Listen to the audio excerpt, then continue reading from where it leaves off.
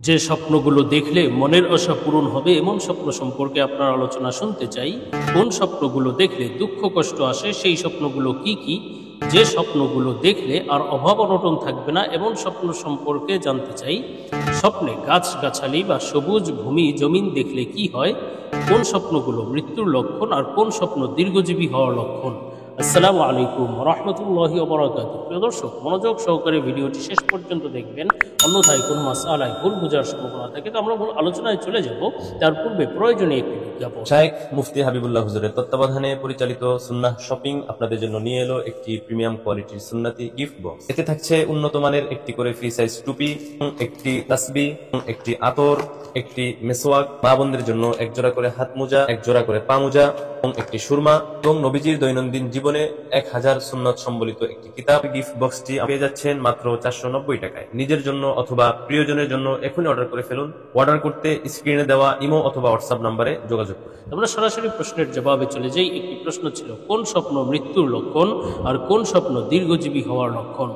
দেখুন, স্বপ্ন আল্লাহ সুবহানাহু ওয়া তাআলার পক্ষ থেকে বান্দাদের জন্য হাদিয়া, উপহার। আল্লাহ তাআলা স্বপ্নের মাধ্যমে বান্দাকে বিভিন্ন সময় বিভিন্ন বার্তা দিয়ে থাকেন, সুসংবাদের বার্তা অথবা সতর্ক বার্তা। আল্লাহ তাআলা যেই স্বপ্নগুলো দেখান সেগুলো কিন্তু অবশ্যই সত্য ও সহি স্বপ্ন এবং তার সত্য ও সহি ব্যাখ্যাও রয়েছে।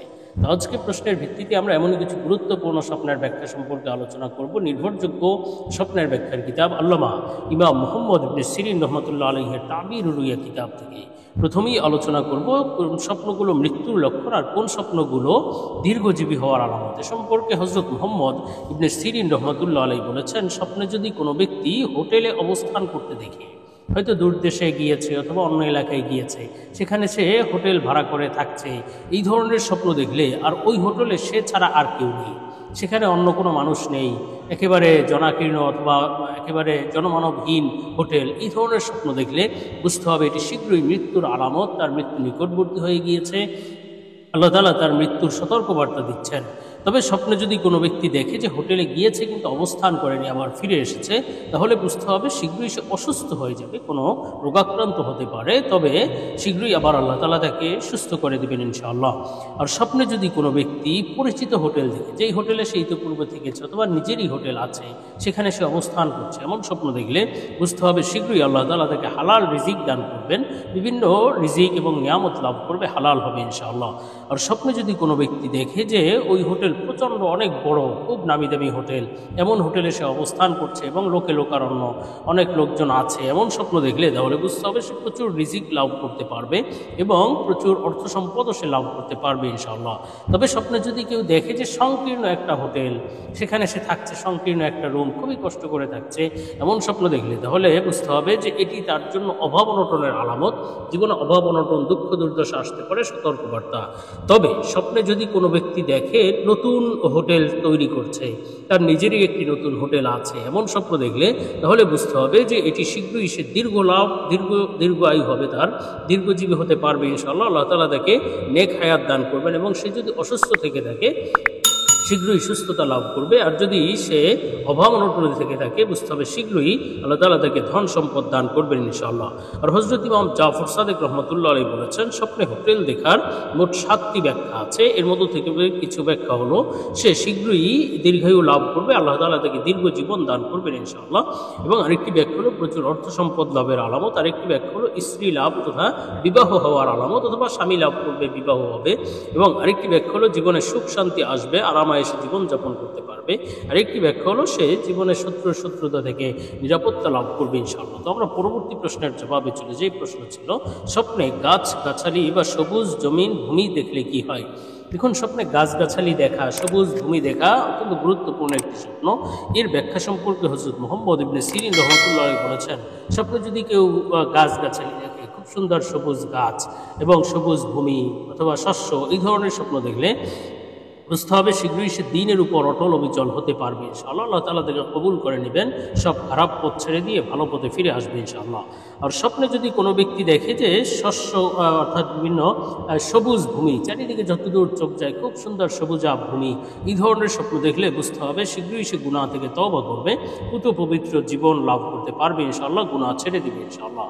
আর স্বপ্নে যদি কোনো ব্যক্তি দেখে যে নিজেই সবুজ গাছের মালিক, বড় বড় গাছ, সবুজ গাছ অথবা সবুজ জমিনের মালিক, সবুজ ফসলের মালিক, ফসলের ক্ষেত আছে তার, এমন স্বপ্ন দেখলে বুঝতে হবে জীবনে সুখ শান্তি আসবে, সাথে সাথে প্রচুর অর্থ সম্পদও লাভ করতে পারবে ইনশাআল্লাহ। আর স্বপ্নে যদি কোনো ব্যক্তি সবুজ অর্থাৎ যেই মৌসুমে সাধারণত গাছপালা সবুজ থাকে, বসন্তকাল অথবা যেই সময়ে খুব সুন্দর একটা পরিবেশ থাকে এবং শস্য উৎপন্ন হয়, এমন সময় যদি এই মৌসুমে যদি কেউ সবুজ গাছপালা, সবুজ শস্য এগুলো দেখে, তাহলে বুঝতে হবে সে তাকওয়া পরহেজগারির পথে অগ্রসর হতে পারবে, মুত্তাকি পরহেজগার হতে পারবে, আল্লাহ তাআলার প্রিয় বান্দা হতে পারবে ইনশাআল্লাহ। আর হযরত ইমাম জাফর সাদিক রহমতুল্লাহ আলাইহি বলেছেন, স্বপ্নে গাছগাছালি অথবা সবুজ জমিন ভূমি দেখলে এর মোট 4টি ব্যাখ্যা হয়। একটি হলো সে নিরাপত্তা লাভ করবে, সকল বিপদ আপদ থেকে আল্লাহ তাআলা তাকে নিরাপত্তা দান করবেন। আরেকটি ব্যাখ্যা হলো সে দ্বীন ইসলামের উপর অটল অবিচল হতে পারবে ইনশাআল্লাহ। আরেকটি ব্যাখ্যা হলো সে মুত্তাকি পরহেজগার হতে পারবে, আল্লাহ তাআলার প্রিয় বান্দা হতে পারবে ইনশাআল্লাহ। আরেকটি ব্যাখ্যা হলো জীবনে সুখ শান্তি আসতে চলেছে ইনশাআল্লাহ। আমরা পরবর্তী প্রশ্নের জবাবে চলে যাই। প্রশ্ন ছিল যে স্বপ্নগুলো দেখলে আর অভাব অনটন থাকবে না, এমন স্বপ্ন সম্পর্কে জানতে চাই। দেখুন, অভাব অনটন থাকবে না বা অর্থ সম্পদ লাভ হবে এমন কিছু স্বপ্ন সম্পর্কে হযরত ইবনে সিরিন রহমতুল্লাহ আলাইহি তার কিতাবে বলেছেন, স্বপ্ন যদি কেউ সুরমা দেখে, সুরমা চোখে যে সুরমা দেয়, এই সুরমা যদি কেউ স্বপ্নে দেখে, তাহলে বুঝতে হবে এটি ব্যাপক অর্থ সম্পদ লাভের আলামত। জীবনে আর অভাব অনটন থাকবে না, এখন যে অভাব অনটন আছে শীঘ্রই দূর হয়ে যাবে এবং সে ধনী হতে পারবে ইনশাআল্লাহ। আর স্বপ্নে যদি কেউ চোখে সুরমা লাগাতে দেখে, যে সুরমা দিচ্ছে, সুরমা ব্যবহার করছে, বুঝতে হবে সে প্রচুর অর্থ সম্পদ তো লাভ হবে, অভাব অনটন দূর হবে, সাথে সাথে তার অন্য মনের আশাগুলো পূরণ হবে। সম্পদের আশা যা আছে সেটা তো পূরণ হবেই, সাথে সাথে অন্যান্য তার মনের যে আশা আছে সেগুলোও তার পূরণ হবে ইনশাআল্লাহ, এবং সাথে সাথে সে দ্বীন ইসলামের উপরেও চলতে পারবে ইনশাআল্লাহ। আর স্বপ্নে যদি কোনো ব্যক্তি দেখে যে সে চোখে সুরমা দিচ্ছে অথবা সে সুরমা ক্রয় করছে, সুরমা কোথাও থেকে পেয়েছে, এমন স্বপ্ন দেখলেও বুঝতে হবে শীঘ্রই সে ধন সম্পদ লাভ করবে, অর্থ সম্পদ লাভ করে ধনী হতে পারবে এবং সেই সম্পদ হালাল হবে ইনশাআল্লাহ। আর স্বপ্নে যদি কোনো ব্যক্তি সুরমা খেতে দেখে, এটি অবশ্য সতর্কবার্তা, সে দরিদ্র হয়ে যাবে, অর্থ সম্পদ ধ্বংস হয়ে যেতে পারে, তাকে সতর্ক করা হচ্ছে। তেমনিভাবে স্বপ্নে যদি কেউ সুরমাদানি দেখে, যেই সুরমাদানির মধ্যে সুরমা রাখা হয় এবং কাঠি বের করে চোখে দেওয়া হয়, এই সুরমাদানি স্বপ্ন দেখলে বুঝতে হবে সে প্রচুর অর্থ সম্পদ তো লাভ করবেই, অভাব অনটন দূর হবে, সাথে সাথে শীঘ্রই এটা বিবাহ হওয়ার আলামত। যদি অবিবাহিত ব্যক্তি স্বপ্ন দেখে, বুঝতে হবে শীঘ্রই সে তার বিবাহ হয়ে যাবে ইনশাআল্লাহ। তবে স্বপ্নে সুরমাদানি ভেঙে যেতে দেখলে, সুরমা পড়ে যেতে দেখলে, এটি অবশ্য স্বামী স্ত্রী বিচ্ছেদ হওয়া অথবা স্ত্রীর মৃত্যুর আলামত বা স্বামীর মৃত্যুর সতর্কবার্তা। আমরা পরবর্তী প্রশ্নের জবাবে চলে যাব। প্রশ্ন ছিল যে স্বপ্নগুলো দেখলে দুঃখ কষ্ট আসে সেই স্বপ্নগুলো কি কি? দেখুন, দুঃখ কষ্টের স্বপ্ন, যে স্বপ্নগুলো সতর্কবার্তা, দেখলে বুঝতে হবে দুঃখ কষ্ট আসতে চলেছে, আল্লাহ তাআলার কাছে বেশি বেশি দোয়া করতে হবে। তো এ সম্পর্কে হযরত মুহাম্মদ ইবনে সিরিন রহমতুল্লাহ আলাইহি বলেন, স্বপ্নে যদি কোনো ব্যক্তি সবজি খেতে দেখে, সবজি, মূলা, শালগম, এই ধরনের সবজি যদি শুধু কাঁচা খেতে দেখে, তাহলে বুঝতে হবে এটি দুঃখ কষ্ট আসার আলামত, জীবনে শীঘ্রই কোনো না কোনো দুঃখের মধ্যে, কষ্টের মধ্যে সে পড়তে পারে, সতর্ক করা হচ্ছে। আর স্বপ্নে যদি কোনো ব্যক্তি দেখে যে যেই সমস্ত সবজি, মূলা, শালগম এবং যেই সমস্ত সবজি থেকে কিছুটা দুর্গন্ধ আসে, পেঁয়াজ, রসুন, এগুলো দেখলেও বুঝতে হবে এটি ক্ষতিগ্রস্ত হওয়ার আলামত, শীঘ্রই সে কোনো ক্ষতির মধ্যে পড়তে পারে, সতর্কবার্তার বিষয়। আমরা পরবর্তী প্রশ্নের জবাবে চলে যাই। প্রশ্ন ছিল যে স্বপ্নগুলো দেখলে মনের আশা পূরণ হবে, এমন স্বপ্নগুলো সম্পর্কে আপনার আলোচনা শুনতে চাই। দেখুন, মনের আশা পূরণ হওয়ার আলামত এ সম্পর্কে ইবনে সিরিন রহমতুল্লাহ আলাইহি কিছু স্বপ্ন উল্লেখ করেছেন।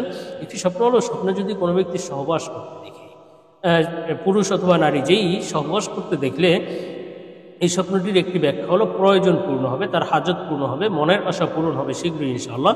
বিশেষভাবে যদি বীর্যপাত হতে দেখে, যে তার খাহেশ পুরো হয়ে গিয়েছে স্বপ্নে সহবাসের মাধ্যমে, কিন্তু বাস্তবে কিন্তু তার বীর্যপাত হয়নি, যদি বাস্তবে বীর্যপাত না হয়, বরং স্বপ্নের মধ্যেই শুধু বীর্যপাত হতে দেখেছে, তবে শীঘ্রই আল্লাহ তাআলা তার মনের আশা পূরণ করে দিবেন, প্রয়োজন পূর্ণ করে দিবেন ইনশাআল্লাহ। কিন্তু যদি কেউ দেখে যে বাস্তবেও স্বপ্নদোষ যাকে বলা হয়, বাস্তবেও তার বীর্যপাত হয়ে গিয়েছে, এই স্বপ্নের অবশ্য কোনো ব্যাখ্যা নেই, এবং এই স্বপ্ন নিছক একটি যৌন উত্তেজনাপূর্ণ কারণে বা যেই স্বপ্নদোষ যেই কারণে হয়ে থাকে, এটার কোনো ব্যাখ্যা হয় না।